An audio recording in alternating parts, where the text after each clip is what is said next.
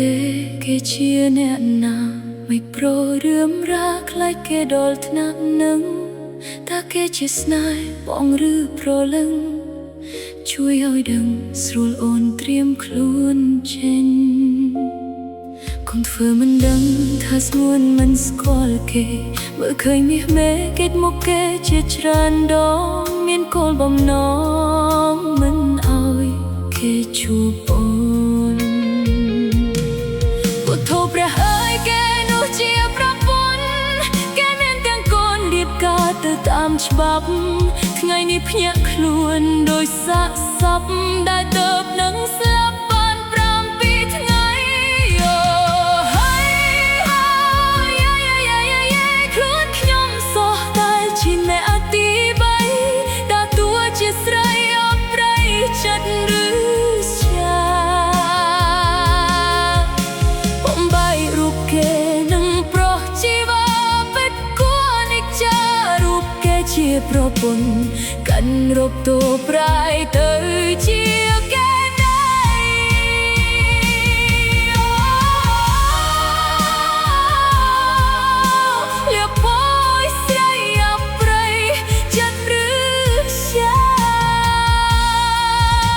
និពន្ធរូបខ្ញុំជាកណ្ណោ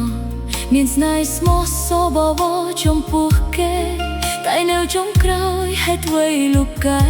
កណប់តូប្រៃទៅជាគេនៃ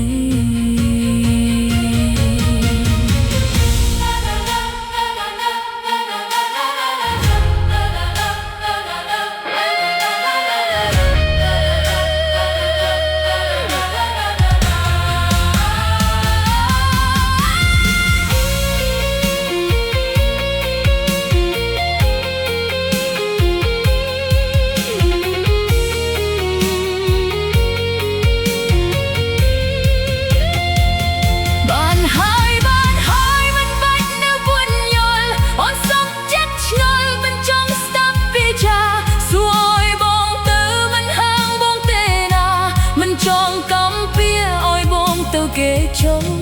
កាន់រលែងស្មោះលែងចង់មានឈ្មោះឈ្មោះកាន់រចេ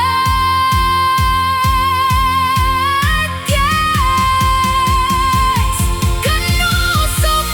ជួនឲ្យគេមិនចង់ជួបតែឈ្មោះចាត់គ្រឹះយ៉ាជួនបងទៅគេកុំប្រលប់ពីណាប្រពីបាកាយសន្តានបិសាសពជប់ឈ្មោះស្រីលុតកៃគេសេគេចេលុកមុខឯកលះហើយតាគួយំទេ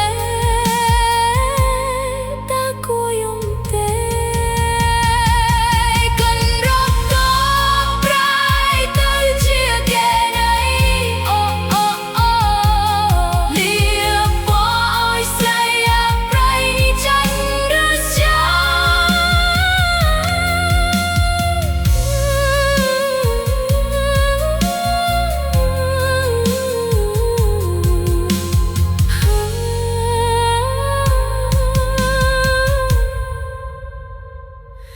កាន់រកតូ